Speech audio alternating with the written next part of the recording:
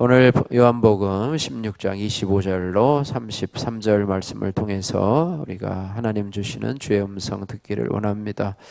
오늘 본문에서요, 이 예수님께서 제자들에게 때가 되면 비유로 이르지 않고 아버지께 대한 것을 이제는 밝히 이르겠다 이렇게 말씀하고 있고요. 제자들이 주님께서 하나님께로 오신 분들을 오신 분임을 믿는다 이렇게 고백을 합니다. 하지만 예수님은 그들이 곧 자신을 버릴 것이라고 예고하시면서 세상에서 환난을 당하지만 담대하라고 말씀하고 있습니다.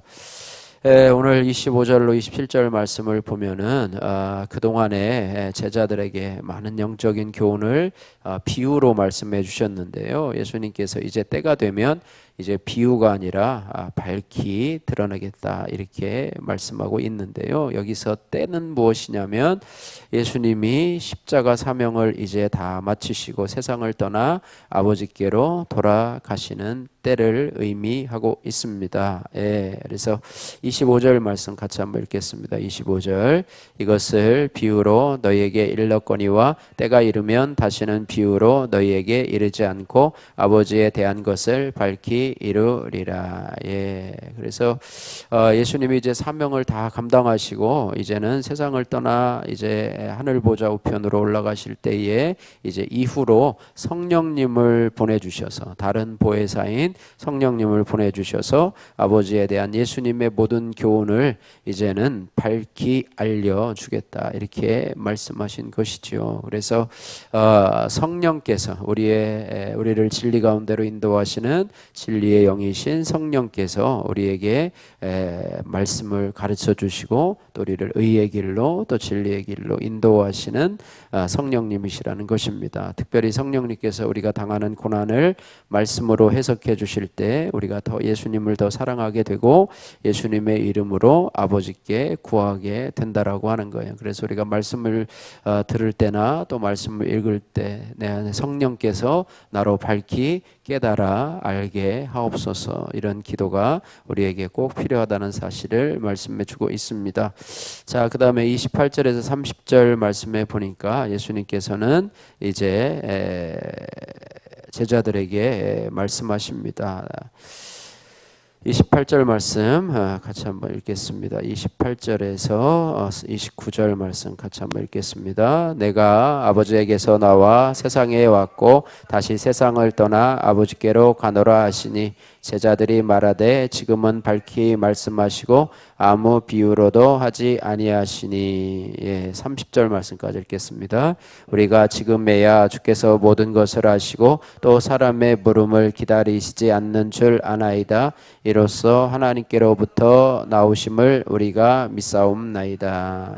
우리가 믿사옵나이다. 라고 말씀하십니다. 예수님께서 나는 아버지께로부터 나와서 세상에 왔고 다시 세상을 떠나서 아버지께로 가노라 이렇게 이제는 제자들도 알 수 있도록 명확하게 말씀하시는데요. 제자들이 그 예수님의 말씀에 대해서 이제는 예수님께서 하나님께로부터 오신 분임을 믿는다 이렇게 고백을 합니다. 물론 제자들이 이 말씀을 정확하게 이해한 것은 아니지만은 이제는 밝히 말씀하시는 예수님으로 인해서 그들이 하나님의 아들이심을 믿고 고백하게 된 거라고 하는 거예요. 그래서 우리도 마찬가지입니다. 내가 하나님의 말씀을 다 이해하고 성경에 나오는 모든 말씀을 다 이해하고 깨닫지 못해도 주님의 말씀을 듣고 믿는 그런 고백들이 믿음으로 고백할 때 그 말씀이 깨달아지는 그런 은혜가 있다라고 하는 사실을 우리가 기억해야 할 것입니다. 적용의 말씀이죠. 예수님을 믿는 나 또한 이 세상에서 잠시 살다가 아버지께로 갈 것임을 믿습니까? 죽음이 끝이 아니라 우리가 아버지께로 예수님처럼 우리가 아버지께로 돌아갈 것을 믿습니까? 내가 믿사옵나이다 라고 받아들이지 못하는 말씀은 과연 무엇인지 여러분 생각해 보시길 바라고요. 31절에서 33절에 너희가 환난을 당하나 담대하라 이렇게 말씀하고 있습니다. 그런 그런 말씀을 하기 전에 예수님은 제자들의 믿음을 인정하는 동시에 아직 완전하지 않다라고 말씀하고 있습니다. 왜냐하면 그들이 이제는 다 각각 제 곳으로 흩어질 것이기 때문입니다. 31절, 32절 같이 한번 읽겠습니다. 예수께서 대답하시되 이제는 너희가 믿느냐? 보라, 너희가 각각 제 곳으로 흩어지고 나를 혼자 둘 때가 오나니 벌써 왔도다. 그러나 내가 혼자 있는 것이 아니라 아버지께서 나와 함께 계시느니라. 아멘. 예. 왜 믿음을 인정하는 동시에 아직도 완전하지 않다고 말씀하시냐면, 이제 예수님이 잡히자마자 제자들이 주님을 버리고 이제 각각 흩어질 것이기 때문이라 이렇게 말씀하고 있는데요. 그러나 예수님은 그런 상황 속에서도 나 혼자 있는 것이 아니라 하나님이 자기와 함께 하신다 이렇게 고백을 하고 있습니다. 그러면서도 이제 그 제자들에게 말씀하십니다. 내가 세상을 이겼다. 내가 세상을 이겼다. 그리고 너희가 환난을 당하나 담대하라 이렇게 말씀하고 있습니다. 오늘 요절 말씀이기도 하죠. 33절 말씀 같이 한번 읽겠습니다. 이것을 너희에게 이르는 것은 너희로 내 안에서 평안을 누리게 하려 함이라. 세상에서는 너희가 환난을 당하나 담대하라. 내가 세상을 이기었노라. 아멘. 여기서 평안이라고 하는 단어는요, 모든 것이 하나님의 뜻대로 완전히 회복된 샬롬의 상태를 의미하는 것이 바로 평안이다 이렇게 말해요. 그래서 내가 너희로 내 안에서 평안을 누리게 하려 함이라. 세상에서는 너희가 환난을 당하나 담대하라. 내가 세상을 이기었노라 이렇게 말씀하고 있습니다. 그래서 성도는요, 오늘 이 예수님의 말씀을 의지하면서 아무리 커다란 환난의 물결이 우리에게 다가온다 하더라도, 또 아무리 거세게 밀려온다 하더라도 담대해야 한다. 두려워하지 말고 또 쫄지 말고 담대하게 세상의 환난의 물결에 우리가 맞설 수 있어야 된다. 왜냐하면 나와 함께 하시는 예수님께서 세상보다 크고 이미 세상을 이겼기 때문이라고 하는 사실을 우리가 기억을 하면서요, 여러분이 지금 겪고 있는 환난은 무엇입니까? 어떤 고난을 겪고 있습니까? 여러분 삶에 정말로 버거울 정도로 힘든 고난의 문제가 무엇입니까? 여러분 오늘 이 말씀을 들으시면서 세상을 이기신 예수님을 믿음으로 바라보시면서 담대하시고 주님이 주신 평안을 누리시는 저와 여러분들 되기를 주님의 이름으로 축복합니다. 낯선 환경에서 누린 평안이라고 하는 김지용님의 큐티인 간증입니다. 제가 3살 때 부모님이 이혼하신 뒤 저는 어머니와 함께 살았습니다. 몇 년 뒤 아버지는 재혼하셨고 당시 초등학생이던 저는 아버지와 새어머니를 따라 교회에 다녔습니다.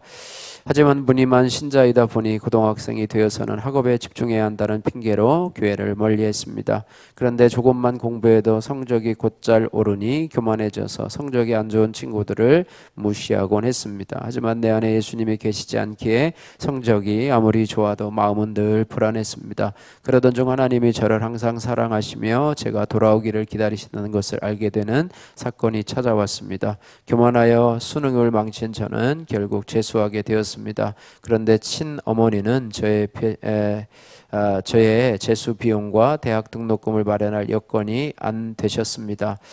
그래서 그때부터 저는 아버지와 새어머니 집에 들어가 살게 되었습니다. 어릴 때부터 주일에 교회에서 두 분을 보기는 했지만 같이 살기는 처음이라 모든 게 어색하고 낯설었습니다. 처음에는 이 불편한 상황이 싫어 도피하고 싶었고 이런 환경을 주신 하나님을 원망하기도 했습니다. 하지만 좋은 변화도 있었습니다. 억지로라도 교회에 나가게 되고 말씀이 안 들려도 청년부 소그룹 모임에 참석하게 된 것이죠. 그리고 일주일에 한 번씩 가정예배를 드리면서 갈등이 많던 아버지와 새어머니의 관계가 점차 회복되는 과정을 보게 되었습니다. 이후 저는 지체들의 권면과 위로로 수요예배도 참여하면서 부모님의 이혼과 낯선 환경이 말씀으로 해석되는 은혜를 경험했습니다.